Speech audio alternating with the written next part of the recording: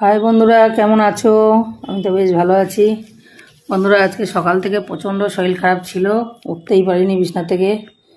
তাই তোমাদেরকে দুপুরের লাঞ্চটা দেখাতে পারিনি। তাই এখন উঠলাম, উঠে রান্নাবান্না করলাম। চলো কি রান্না করেছি দেখিয়ে দিই, রাত্রিরের ডিনারটা। এই দেখো বন্ধুরা, গরম গরম এক হাঁড়ি ভাত করে নিয়েছি, এখনও ধোয়া উঠছে সদ্য, বুঝেছ? আর সঙ্গে একদম পাতলা চাতলা করে দেখো লাল লাল করে একদম সোয়াবিন দিয়ে আলু দিয়ে তরকারি করে নিয়েছি। এক তরকারি ভাত করে নিয়েছি বন্ধুরা। সারা দুপুর ওই মেয়েটা একটু সিদ্ধ ভাত করেছিল, তাই খেয়েছি। আর এই এখন আমি রান্না সেরে এলাম। তো বন্ধুরা, রাত্রের ডিনারটা কেমন হলো একটু কমেন্টে জানিও, লাইক করো, পাশে থেকো। তোমাদের সবাইকে তাহলে গুড নাইট বন্ধুরা,